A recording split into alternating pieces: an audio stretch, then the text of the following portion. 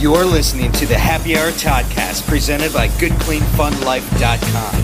Find us on iTunes by searching GCFL and subscribe today. I am Todd from GoodCleanFunLife.com. And I'm Tony Russo, no relation. Got all sorts of fun for you this week, all sorts of cool stuff. Todd and Natalie and the folks at Good Clean Fun Life have kicked off their barrel sessions, and if you didn't get a chance to see it, you will, but we're going to talk a little bit about the whole project and how it's going. And also, we may have some notes for you on new production rules for our Todcast, depending upon how this one goes and how they go in the future. I have a new job. I've got a bunch of stuff I've written that I wanted to talk about, and I'm going to be in an elite club relatively shortly, and that'll be cool as well. But before we get to all of that, let's catch up because we missed last week. What did you get up to in the last week and a half, really? Well, I mean, rounding out the beginning of the year, the end of last year, it's now 2015, in case you didn't know. We did have a wedding in which we provided every service for the wedding, minus the, making the cake balls and doing the flowers. But, it was a multi-faceted wedding where we did the officiating, the DJing, the videos, and the still photography. So, and were you a guest as well? And we were a guest. This was Mean Red Jenny's wedding. So a very good friend of ours. We like to call. She's one of the GCFL lifers. She's been a part of the group since the very beginning. So that was a momentous occasion and a lot of fun for everybody involved. And actually, we've done work with Fagers in the past, and that's where the wedding was held. It was in the upstairs dining room, and the people over there, Frank and Liz Sykes, were just, they were awesome people to work with and made things very easy. So I hope we're putting a video together, of course, and the pictures and all of that. And hopefully it is a nice little showpiece for all of us and what we were doing. So it was good. It was a good time too. That's very cool. And then you had the barrel room sessions. We talked about that at the beginning of the show a little bit. But how did that go? How often are you going to be doing that? Talk to me about that whole process. I mean, I've been relatively quiet about the barrel room sessions because I wanted to definitely come out with the, hey, this is what we're doing. Check it out. Check out our finished product, which was which I think is wanted to do something other than what everybody else has been doing in terms of like, hey, stay tuned. Here's right. Behind the scenes of what we're doing. But that launched last Tuesday. I was really excited to talk about it, but we made it through the week and we got a bunch of views. Basically, had regional artists come through in the month of end of November and the month of December. We recorded 5 of them that came through, and we have video banked so that we can release a song a week on a YouTube channel. You can check out the Barrel Room Sessions YouTube link that we'll make sure that we throw in. Oh, that's cool. The description.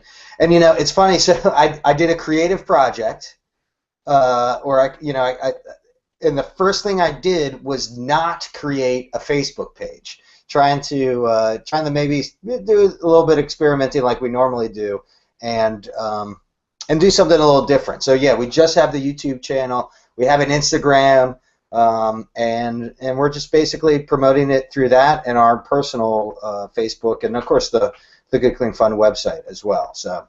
Yeah, that's probably the way to go. As I've never been, as you know, a huge proponent of Facebook. I think it's good for people. For businesses, it's really gotten to the point now where if you're not going to buy ad time, you're not going to get seen very often. I used to, and we'll talk about the used to in a second, but I used to work for this foundation, and I would post stuff. Now I worked for the foundation, and I would post things and not be able to find them to share on my own feed. Yeah. So I would post this Foundation Human Potential, and then I would go to Anthony Russo and not be able to find that post to share it. and I shouldn't have to pay to be able to see my own posts. Yeah. And I get that that's their model. I don't have a problem with it, but one of the things that we kind of made our bones on, and for better or for worse, is not paying for advertising. I'll pay for a product, but I won't pay for the promise of a product that I may want to buy. I'll pay for your music, but I'm not going to pay to watch a commercial about your music. Right. That's a different thing. Yeah. And it's it seems like they've really tightened down the nozzle on promoted posts, both from business pages and from even your own personal page. If you're like, part of me feels like they're searching words like checkout or link, or certainly outbound links is easy to find. But even the verbiage in your personal post, if it's too promotional type stuff, then it's getting kicked to the bottom of the barrel. Yeah, it doesn't show up very often. You also have to change from top stories to most recent posts like every third time you go on the website. And again, they can do whatever they want, but so can I. Yeah. And I think YouTube is YouTube is a culture. I mean, it's been a culture, and it's just going to grow. And that's something where all you have to do is be good. You have to do an amount of promotion, but if your stuff is good, it's going to get shared, and it's going to come up higher on internet searches and things like that. And YouTube's not going to put their hand out and say, hey, if you want to have your video out there, you got to pay $5 or whatever, $5,000, whatever they charge. Who knows? Well, and there's a great, the model, if it ever comes to that, for pay, the way it breaks down is Facebook is trying to charge the creators so they don't have to charge the viewers, and the model for YouTube is exactly opposite. They're charging viewers through the use of advertising. Right. They're not going to charge anybody to create and get their stuff out there. It's fair game with everything out there. And of course, like I always say to people that we're talking to about social media and platforms and what they should be using, is that the body of work is very important. This is our 182nd podcast, so we have a history of what we've done. I don't know that the quality of the content has gotten any better, but I know that it is important to have a whole body of work. And then the idea of having a viral video, everybody kind of dreams of it, but it's also like winning the lottery. I think it's a blessing and a curse. You get logged into something.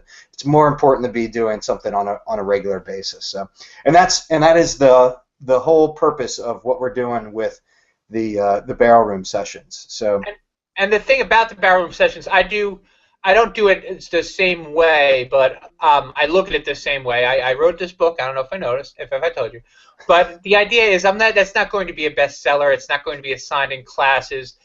But it's going to be a couple dollars here and a couple dollars there. If I do enough of them, then that's the same thing as having, one big book. Have 10 little books. Have 15 little books.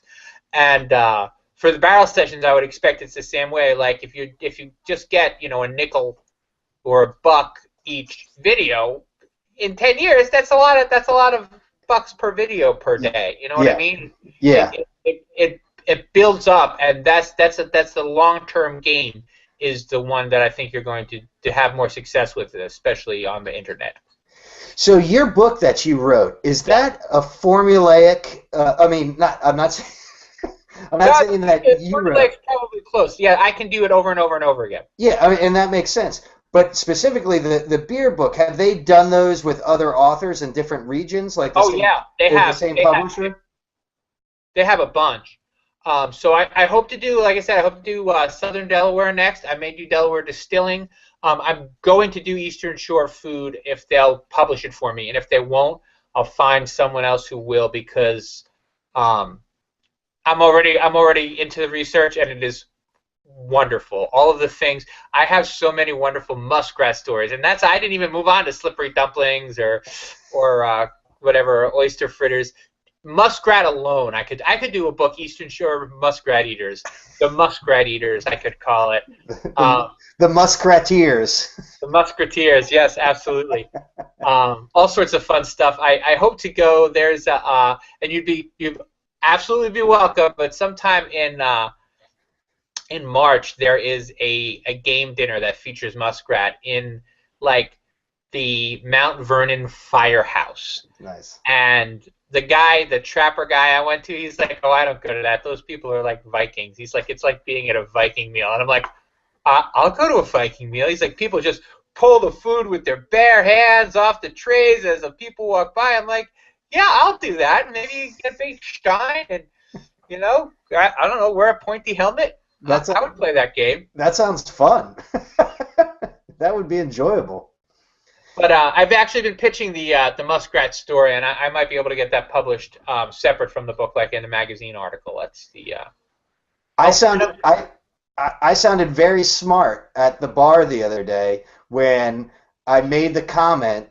Actually, we were at the blacksmith, and Tara, the bartender behind the bar, she's a marine biologist, and made some comment about, the swamp smell, because she had been doing like stuff out in the swamp. And I'm like, well, because of the fall of the Russian ruble, the muskrat traders are not getting and it's just like I felt like Cliff Clavin from Cheers. It's like, well, Normie. So I appreciate the information that I've gotten from you. Well, my whole life is like that. I just have little bits of information that are not connected in any way, but I'm just waiting for. It's like I have these two pieces, and I'm waiting for someone to put them together, and then I have a thought. But anyway, I bumped into Mrs. DeHart earlier this week, and I want to talk about that a little bit. Yeah, she said she ran into you at a bookstore of all places. Yes, we were at the Barnes & Noble. I was trying to find a place to quit my job. My boss, my company, the foundation I work for doesn't have an office, and we never have, and I always thought it was a good idea. It was kind of among one of the things that I thought was good about it. But when you want to go in and quit, you have to make an appointment, And it was like a weird breakup, where like, we're going to meet, we're going to sit down, I'm going to tell them some stuff. And I'm still working for the foundation. I'm actually just not getting a paycheck anymore, and I'm not doing things I don't like to do. So there are a couple programs that I'm running that I'm going to continue to run, and I'm going to continue to go and do these events and things. But I'm not going to take a paycheck because there are some things that I'm not going to do. I won't fundraise, and I won't work with like really, really bad kids. So all of the things that are rewarding about working for a nonprofit. Yeah, you know what? Not so much. I'm sorry. I got to say this, and you know what? I'm just going to say it. I'm not even going to apologize. If you're like, oh, it's really rewarding working with the disadvantaged, you're saying that at the kind of party that I don't want to fucking go to.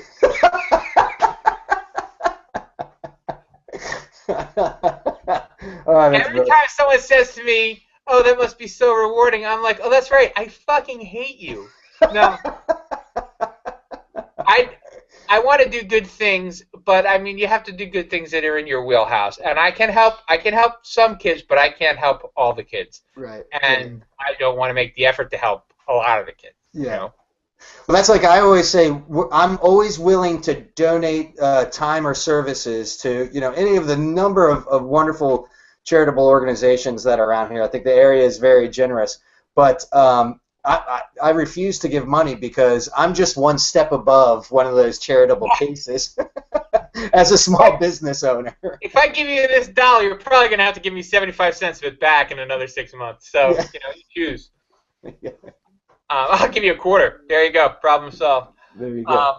But as part of the new job, I posted a picture of me with my Asian woman on the internet.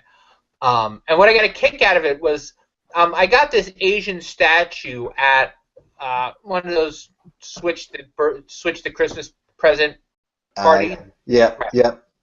And someone told me that it was. I'm going to make it up, I'm sorry, it's like Yu Xing, the goddess of mercy.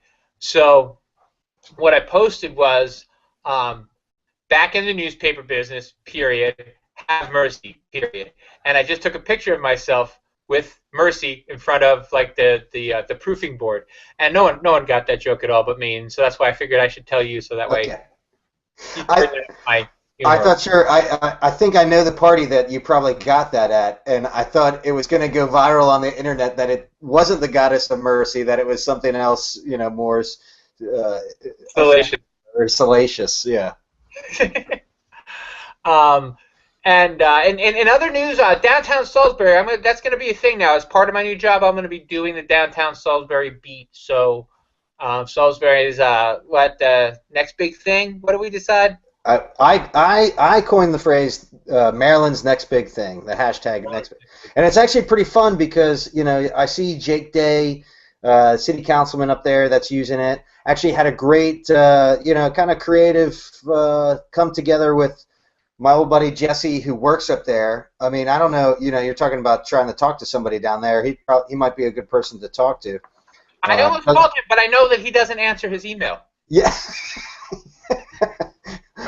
Well, maybe that's the start. But yeah, I think that will be fun. So we'll be able to get more news stories and back on some of the track that's going on with that as well.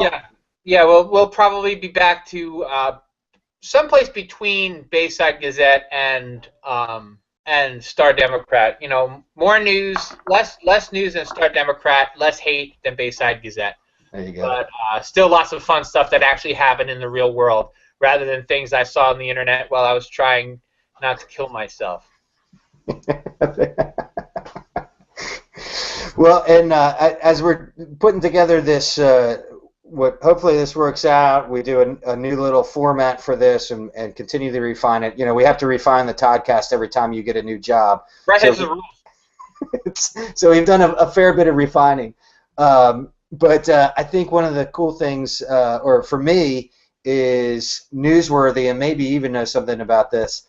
The Tyson plant has been purchased or has been made a deposit. The town of Berlin has given a deposit to purchase the Tyson plant here in Berlin to turn it into a recreational center.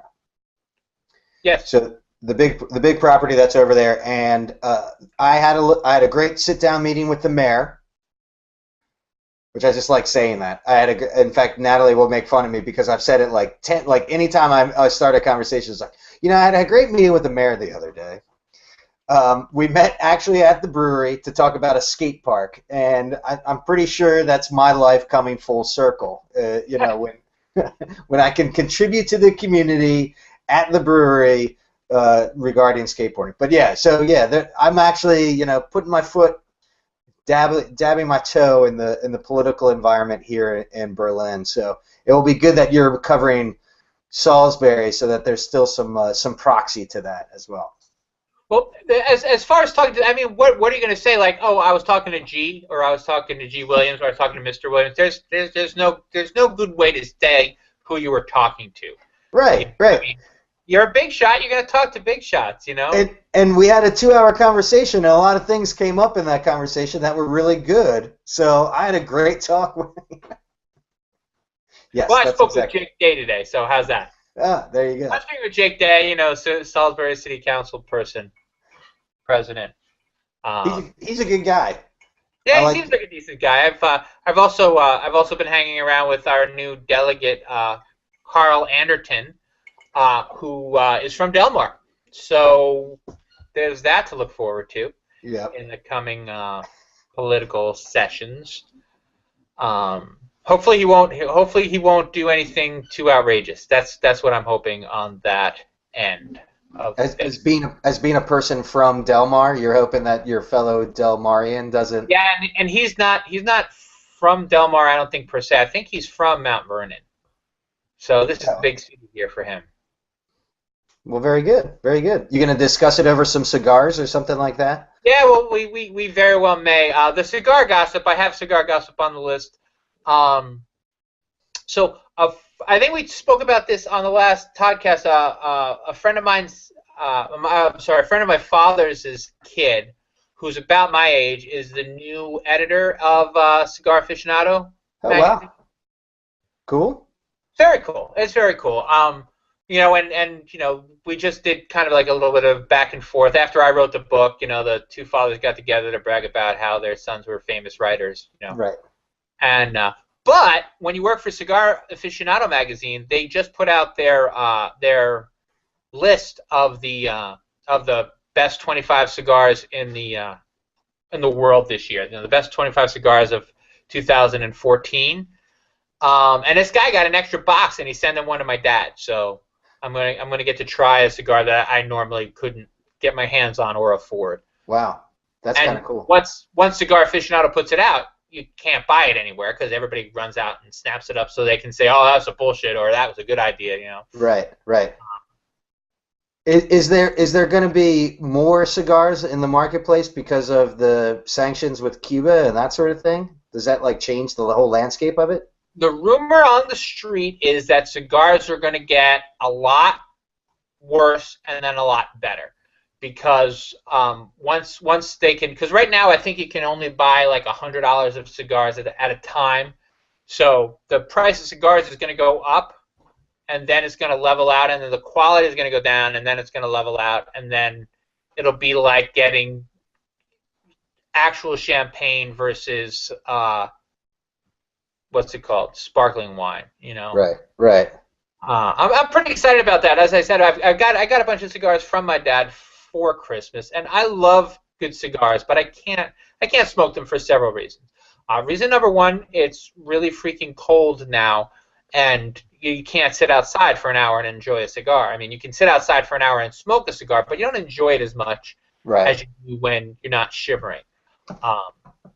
The other thing is there's still a little out of my financial league. Like even a crappy cigar is going to be $8 or $10, and I can't spend $70 a week on cigars. I'll come right out and say it. I can barely spend $30 a week on whiskey. So that's $100 out of my pocket just for whiskey and cigars a week. It's right. Yeah, we're going to get some eyebrows raised, I think, if that's how things. Yeah, that's always the first thing to cut. And now you don't do cigars, right? I like and I appreciate cigars and the whole concept behind and everything about them. I just don't have the attention span for a cigar. It's an hour of sitting with nothing to do. Yeah, I mean it's difficult for me. I realized we were talking about it today. It's like, wow. And we've had a couple of good meetings, doing some real video production type stuff, and who would have thought that we would be doing this 5 years ago when we started this little website? But one of the things that makes perfect sense is why we started doing it is because I have a hard time just going out and sitting in a booth and drinking a beer. I'm always bouncing around and that sort of thing. So yeah, to even extend that with smoking a cigar is kind of scary for me. So I don't know if it's somehow claustrophobic to me. Well, I can see all of those things. I don't have any problem with that at all because it's the other thing for me is like where you need to move. I'm perfectly happy as long as I can talk, and I don't even have to have anyone to talk to. But as long as I can just go on and on and on, and right. that's fine. I can stay in one place and do that. Yeah. Oh, so I don't want to hurt your feelings, and I don't know if it will. But do you watch the show Arrow? I've seen the show Arrow. I've been watching the show Arrow as I'm exercising in the morning. The acting isn't great on that show.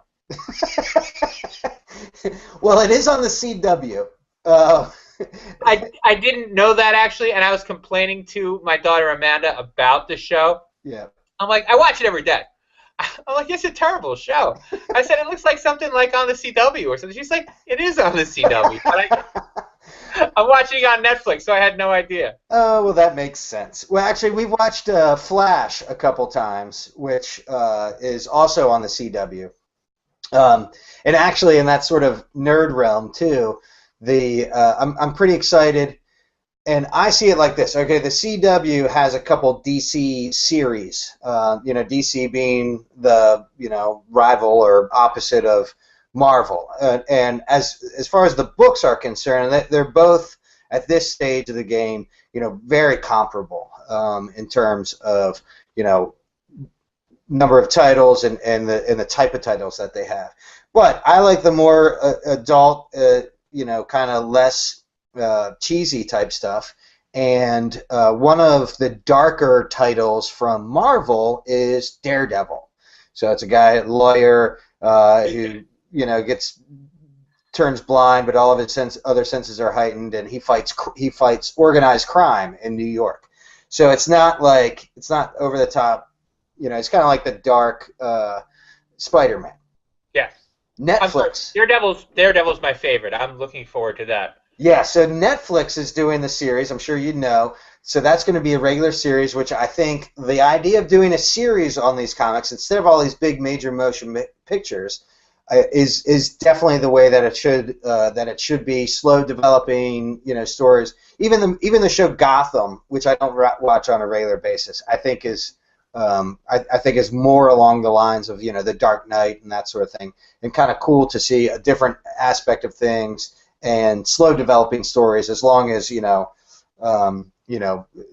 isolated stories along the way. So, well, the rumor is that the reason they're doing these is so that they can eventually do a Justice League movie, right? Without having to have Green Arrow's origin story and Flash's origin story and everyone's origin story.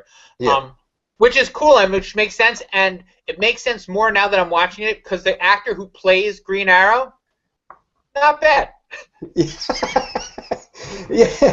The actor who plays his partner, his sidekick or whatever, pretty good. Yeah. The ancillary characters, not so great. So I'm like, okay, they spent money on the two actors that they're going to need for the movie. Right.